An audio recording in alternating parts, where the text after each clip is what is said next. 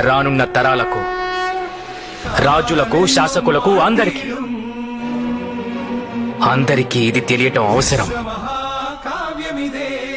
స్త్రీలను వేధించి ఆనందించే వారికి మానవ హత్యను మించి కఠిన దండన విధిస్తారని.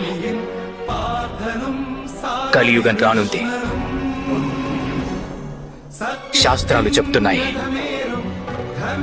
కలియుగ ప్రధాన లక్షణం ఏమిటంటే స్త్రీలను వేధించటం.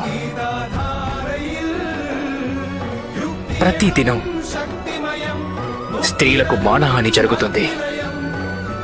స్త్రీలు దండనకు గురి అవుతారు. స్త్రీలను హతమారుస్తారు.